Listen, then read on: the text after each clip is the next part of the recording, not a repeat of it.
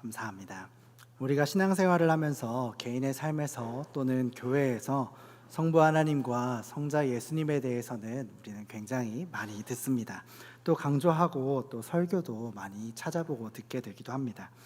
하지만 그에 비해 성령 하나님에 대한 강조는 좀 약한 것이 사실입니다.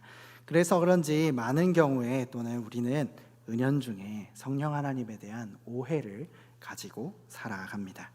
우리는 이미 벨직 신앙고백서 8조와 9조를 공부하면서 사랑의 하나님, 삼위 하나님에 대해서 공부했었습니다. 성부와 성자와 성령 하나님이 인격과 권위와 영광과 권세에 있어서 본질상 동일하고 또 동등하시다라고 배웠었습니다. 그럼에도 불구하고 안타깝게도 성령에 대한 오해는 기저에 깔려 있어서 우리의 생각을 지배할 수 있습니다. 그 오해가 무엇일까요? 성령 하나님을 그저 성부와 성자의 조력자 정도로 생각하는 것입니다. 성부와 성자보다 지위가 낮아 보이게 생각하는 것도 그런 오해입니다. 그 이유는 그분이 거룩한 영이라고 불리시기 때문일 수도 있습니다. 성부 하나님과 성자 예수님은 아버지와 아들로 불리시는데 성령 하나님은 영으로 불리시니 그런 것 같습니다. 성부와 성자 하나님은 우리에게 더욱더 많이 강조가 되지요. 그리고 또 소위 성령 사역을 주도하는 강사들로 인해서 성령 하나님께서 하나님이 아니라 어떤 능력의 현상으로 또 보여지기도 합니다. 능력의 실체 또는 현상 또는 능력 자체로도 생각되기도 합니다. 그래서 성령이 가볍게 여겨지기도 합니다. 그래서 참 안타깝게도 약간 장풍 쏘듯이 이렇게 하는 경우들도 많이 보게 되죠. 참 안타까운 현상입니다. 그런데 사도 요한은 요한복음 4장 24절에 하나님은 영이시다라고 표현합니다. 이 말씀을 통해서 보면 영이기 때문에 인격체가 아니다라고 생각하면 안 된다는 것입니다. 영은 성부 하나님과 성자 하나님의 영, 성령 하나님이 이렇게 이야기할 때 그 영도 하나님이시다, 성령 하나님도 하나님이시다는 것을 요한은 말씀하고 있습니다. 그분은 거룩한 영, 성령이라 불리시는 것은 교회와 신자를 거룩하게 하시는 분이기 때문에 그렇게 불리시는 것입니다. 바울은 고린도 교회에 편지하면서 이렇게 말합니다. 너희는 너희가 하나님의 성전인 것과 하나님의 성령이 너희 안에 계시는 것을 알지 못하느냐. 누구든지 하나님의 성전을 더럽히면 하나님이 그 사람을 멸하시리라. 하나님의 성전은 거룩하니 너희도 그러하니라. 오늘 본문과 벨직 신앙고백서 11조를 살펴보면서 성령 하나님이 누구신지 살펴보겠는데요. 먼저 첫째로 성령 하나님은 물질이나 어떤 영향력이 아니십니다. 본문 1절에서 3절을 보겠습니다. 함께 읽어볼까요? 본문 1절에서 3절 말씀입니다. 함께 읽겠습니다. 아나니아라는 사람이 그의 아내 삽비라와 더불어 소유를 팔아 그 값에서 얼마를 감추매 얼마만 가져다가 사도들에게 팔았더니 들어가되 아나니아와 사단의 마음에 가까여 내가 성령을 속이고 다가 그날을 감추었느냐. 이 사건의 배경은 이렇습니다. 오순절 성령 강림 이후에 초대교회는 모든 물건을 서로 통용하고 또 재산과 소유를 팔아서 각 사람의 필요를 따라 나누어 주었었습니다. 그리고 이런 일은 처음에 사도들이 관리했었습니다. 그러나 일의 규모가 점점 커지니 사도들은 지혜와 성령이 충만한 집사 7명을 뽑아서 그 일을 맡깁니다. 그리고 나서 사도들은 말씀과 기도에 전무합니다. 지금 있는 이 일은 그 7집사를 뽑기 전에 있던 일입니다. 아나니아와 그의 아내 삽비라도 당시의 성도들처럼 선한 마음을 가지고 자기의 소유를 팔았습니다. 그러나 아나니아와 삽비라는 소유를 판 값에 그 얼마를 감춥니다. 성령이 충만한 베드로는 그 감춘 사실을 알고 아나니아를 책망하죠. 아나니아야, 어찌하여 사탄이 내 마음에 가득해서 내가 성령을 속이고 땅값 얼마를 감추었느냐. 베드로는 아나니아가 사도들만 속인 게 아니라 성령 하나님을 속였다라고 말합니다. 성령 하나님은 인격체이십니다. 어떤 물질이나 물건이 아니십니다. 그 누구도 성령님을 속일 수 없습니다. 성령 하나님은 인격을 지닌 하나님이시기 때문입니다. 사람은 속임을 당할 수 있는 존재이지만 반면에 물질은 속임을 당할 수 있는 기질이나 어떤 능력을 전혀 가지고 있지 않습니다. 성령님을 속이는 사람은 인격체를 속이는 것이고, 그럴 때 성령 하나님은 진노하시고 때로는 슬퍼하십니다. 그래서 구약 시대에 이사야는 이렇게 이야기합니다.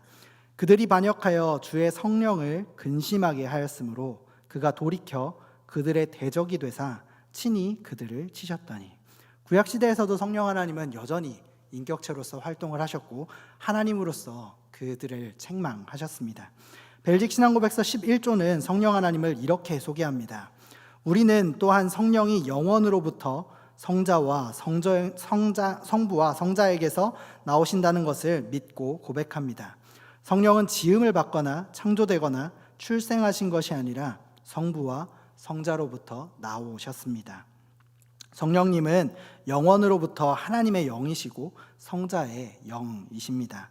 성령님은 지음을 받거나 창조되거나 태어나신 것이 아닙니다. 성령 하나님께서는 성부와 성자로부터 나오신 분입니다. 우리는 사실 이것을 완벽하게 이해할 수 없습니다. 성부와 성자와 성령이 삼위일체로 계시고 온전하게 연합되어 있음에도 불구하고 성령이 성부와 성자로부터 나오셨다라는 것, 이것은 우리가 이해할 수 없는 신비입니다. 다시 한번 말하는데요, 이것은 우리가 믿어야 할 신비입니다. 믿음으로 받아들여야 할 부분이지 우리가 이해할 수 있는 부분이 아니기 때문입니다. 중요한 것은 성령은 어떤 물질이나 영향력이 아니라 성부와 성자와 일체이시고 동일한 본질을 가지고 계신 하나님이시라는 사실입니다. 성령은 정신적인 감화를 주는 영향력 전도가 아니라 하나님이라는 사실을 분명히 믿으시기를 축복합니다. 둘째로 성령님은 세 번째 위격의 하나님이십니다. 여기서 두 가지 중요한 단어가 나오는데요, 세 번째 위격이라는 말과 하나님이라는 것입니다. 이 두 가지 사실이 굉장히 중요합니다. 베드로 사도는 아나니아와 삽비라가 하나님을 속였다라고 3절에서 책망합니다. 그들이 사람이나 피조물을 속인 게 아니라 전능하신 하나님을 속인 것이다 라고 말하고 있습니다. 이 부분이 굉장히 중요합니다. 베드로가 하나님과 성령, 그리고 성령과 하나님을 교차적으로 동일하게 사용하고 있다는 사실을 우리는 볼 수 있습니다. 벨직 신앙고백서도 성부와 성자를 지칭하는 하나님이라는 단어를 성령 하나님에게 동일하게 적용하고 있습니다. 11조의 두 번째 문장입니다. 그러므로 성경이 우리에게 가르치는 바와 같이 성령은 성삼위일체의 세 번째 위격이시며 본질과 위엄과 영광에서 성부와 성자와 하나이시고 동일하시며 참되고 영원하신 하나님이십니다. 성령은 세 번째 위격이십니다. 그래서 우리는 성령이 성부와 성자보다 약하거나 아니면 계급이 낮거나 열등하다라는 오해를 할 수 있습니다. 그러나 벨직 신앙고백서는 그런 오해나 쓸데없는 생각을 불식시키기 위해서 다음과 같은 구절을 덧붙이고 있습니다. 성령은 성삼위일체의 세 번째 위격이시며 본질과 위엄과 영광에서 성부와 성자와 하나이시고 동일하시며 참되고 영원하신 하나님이십니다 라고 말이죠. 성령 하나님은 성부 하나님과 성자 하나님처럼 어디에나 안 계신 곳이 없으신 분입니다. 모르는 것이 없으시고 모든 것을 하실 능력이 있으십니다. 그래서 시편 기자는 이렇게 고백합니다. 내가 주의 영을 떠나 어디로 가며 주의 앞에서 어디로 피하리이까 라고 말이죠. 또 성령 하나님은 인격체로서 성부와 성자와 함께 창조 사역에도 동참하셨습니다. 창세기 1장 2절은 말씀합니다. 땅이 혼돈하고 공허하며 흑암이 깊음 위에 있고 하나님의 영은 수면 위에 운행하시니라. 하나님의 영은 구약 시대에서도 역사하셨습니다. 그때에도 하나님의 백성들과 선지자들과 사사들에게 감동시켜서 구원 사역을 수행하셨었습니다. 신약 시대에는 조금 더 분명하게 사역을 하시는데요, 예수님을 이 땅에 태어나게 하셨고 공생애 동안 함께 사역하셨습니다. 그리고 십자가에서 죽으신 예수님을 살리신 분도 성령 하나님이십니다. 또 오순절 성령 강림 사건을 통해서 충만한 교회 시대를 여신 분이 바로 성령 하나님이십니다. 성령은 성부와 성자와 함께 하나님의 백성들에게 세례를 베푸시고 교회를 축복하십니다. 지금까지 살펴본 것처럼 성령은 인격체이십니다. 성부 하나님과 성자 예수님과 함께 일하시는 참되고 영원하신 하나님이십니다. 따라서 우리는 성령을 성부와 성자보다 열등하거나 하등한 분으로 생각해서는 안 됩니다. 그리고 성령 하나님에게 마땅한 예우를 갖추어야 합니다. 성령 하나님은 참되고 진실하시며 영원한 하나님이심을 믿고 그분께 마땅한 영광을 돌려야 하는 것입니다. 마지막으로 세 번째는 성령 하나님은 진리의 영이시며 삼위 하나님의 구속을 신자에게 적용시키시는 분이십니다. 사도 요한은 이렇게 말합니다. 증언하는 이는 성령이시니 성령은 진리니라 라고 말이죠. 성령은 진리의 영이십니다. 진리를 말하시는 분입니다. 예수님께서는 성령님의 사역에 대해서 요한복음 16장에 이렇게 말씀하십니다. 그러나 진리의 성령이 오시면 그가 너희를 모든 진리 가운데로 인도하시리니 그가 스스로 말하지 않고 오직 들은 것을 말하며 장래일을 너희에게 알리시리라 라고 말씀합니다. 성령 하나님께서는 들은 대로 말씀하시는데 누구에게 들으시냐? 바로 예수님께 들으십니다. 진리이신 예수님이 부활하시고 승천하시면서 진리의 성령을 이 땅에 보내주셨습니다. 성령 하나님은 진리이신 예수님을, 예수 그리스도를 증거하시는 분이십니다. 그러므로 예수님은 진리이시고 또한 예수님을 증거하시는 성령 하나님도 진리이십니다. 성령 하나님은 성도의 영혼 속에 진리를 심어주십니다. 그리고 그 심은 진리를 작동시켜 주시는 분이 바로 우리 성령 하나님이십니다. 그리고 진리가 우리 마음 가운데에서 역사하게 하시는 분도 성령 하나님이십니다. 성령께서는 우리 안에 계셔서 우리가 하나님의 성전이 되도록 하시는 분이십니다. 하나님께서는 우리로 하여금 성령 하나님께서는 우리에게 또 십자가의 복음의 진리를 깨닫게 하시고 믿게 하십니다. 우리 하나님께서는 우리에게 믿음까지도 성령 하나님을 통해 선물로 주신 것입니다. 그래서 그 결과 우리는 하나님을 아빠, 아버지다라고 부를 수 있게 되었습니다. 바울은 너희가 아들임으로 하나님이 그 아들의 영을 우리 마음 가운데 보내사 아빠, 아버지라 부르게 하셨다라고 말을 합니다. 또 너희는 다시 무서워하는 종의 영을 받지 아니하였고 양자의 영을 받았으므로 우리가 아빠, 아버지라라고 부르짖는다라고 말합니다. 이 모든 일을 성령 하나님께서 하십니다. 우리에게 구원을 적용시켜 주시는 분이 바로 성령 하나님이십니다. 성령 하나님의 역사가 아니고서는 그 누구도 구원을 받을 수가 없습니다. 성령 하나님은 우리 안에서 우리의 비참함과 우리의 죄를 보게 하십니다. 예수님께서 필요함을 깨닫게 하십니다. 죄인인 우리가 당연히 어쩔 수 없이 우리는 무조건 하나님께, 예수님께 나아가야 된다는 것을 말씀하시고 또 깨닫게 하시고 우리가 예수님께 나아가게 하시는 분이 바로 우리 성령 하나님이십니다. 그래서 우리가 죄를 떠나서 예수님을 믿는 그 믿음을 갖게 하시고 그 믿음을 우리 속에서 일으켜 주시고 영접하도록, 예수님을 영접하도록 해주시는 분이 바로 우리의 성령 하나님이십니다. 예수님을 믿는 성도들은 성령 하나님께서 교회를 세우신 그 사역의 기초에서 죄를 깨닫게 됩니다. 말씀과 기도 가운데, 찬양 가운데 조명하심에 따라 죄를 깨닫고 하나님께 기도하게 됩니다. 회개하게 됩니다. 그렇게 회개하게 하시는 분이 바로 성령 하나님이십니다. 나아가 우리 안에서 진리로 하나님의 뜻을 깨닫게 하셔서 그 뜻 안에 살게 하시는 분도 우리 하나님, 성령 하나님이십니다. 성령 하나님께서는 우리를 그리스도와 연합하게 하십니다. 성령께서 성부와 성자와 함께 연합하신 것처럼 우리도 그리스도와 함께 연합하도록 인도하십니다. 이뿐만 아니라 나와 다른 성도들까지 모두 하나로 그리스도의 몸된 교회로 연합하게 하시는 분이 바로 우리 하나님, 우리 성령 하나님이십니다. 우리가 성령 하나님께서 우리를 성화하도록 예수님을 닮아가도록 하시는 그 역사를 우리의 삶 가운데서 계속해서 누리면 좋겠습니다. 예수님을 닮아가게 하실 뿐만 아니라 믿음을 일으키시고 그 믿음을 적용하게 하시는 그 성령 하나님의 역사가 우리 삶 가운데서 계속해서 체험되기를 바랍니다. 이렇게 구속사역을 적용하시는 성령 하나님께서 가장 싫어하시는 것이 바로 거짓입니다. 거짓은 하나님께서 가장 싫어하시는 것이기도 합니다. 왜냐하면 거짓은 진리의 반대이기 때문입니다. 성령 하나님께서는 우리 안에서 거짓을 몰아내시고 진리의 말씀을 계속해서 심어주십니다. 또 예수 그리스도의 십자가 희생사역도 우리에게 심어주십니다.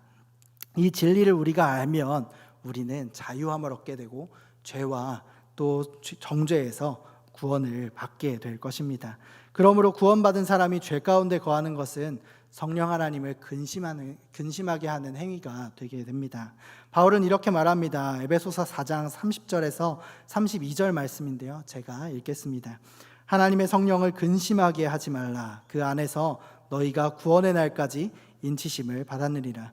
너희는 모든 악독과 노함과 분냄과 떠드는 것과 비방하는 것을 모든 악의와 함께 버리고 서로 친절하게 하며 불쌍히 여기며 서로 용서하기를 하나님께서 그리스도 안에서 너희를 용서하심과 같이 하리라.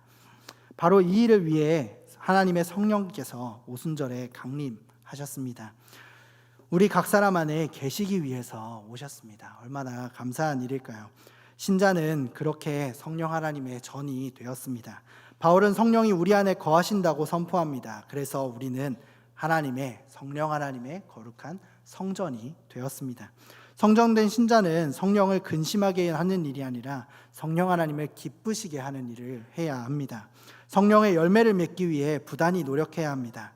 그래서 바울은 갈라디아서에서 그 성령의 열매에 대해서 이렇게 말씀합니다. 오직 성령의 열매는 사랑과 희락과 화평과 오래 참음과 자비와 양선과 충성과 온유와 절제니 이 같은 것을 금지할 법이 없느니라. 그리스도 예수의 사람들은 육체와 함께 그 정욕과 탐심을 십자가에 못 박았느니라. 우리가 예수님을 믿을 때의 첫 열매이신 성령 하나님께서 우리 안에서 역사하십니다. 성령 하나님의 임재는 그때 딱 받고 끝이 아니라 하나님께서 주실 영광의 시작으로 주신 것입니다. 그래서 우리는 누가 보든 안 보든 항상 하나님 앞에 복종하고 두렵고 떨림으로 우리가 받은 구원을 이루어 나가야 할 것입니다. 그 과정에서 죄로 인한 탄식은 항상 우리에게 있을 것입니다. 그러나 우리 안에 성령 하나님께서 하나님이 주실 영광의 시작으로 우리 안에서 역사하시고 또 끝까지 우리가 주님 앞에 갈 때까지 인도하실 것입니다. 그리고 이 일은 우리의 몸을 속량해 주실 그날 예수님께서 다시 오실 때까지 계속될 것입니다. 성령 하나님의 성전인 우리는 매일의 삶 속에서 우리 안에 계신 하나님이신 성령 하나님의 임재를 체험하며 살 수 있습니다. 어떻게 그게 가능할까요? 그분은 여전히 우리 안에서 죄를 깨닫게 해주시기 때문입니다. 우리를 예수님께로 인도해 주십니다. 우리가 더욱 예수님을 닮아가게 하십니다.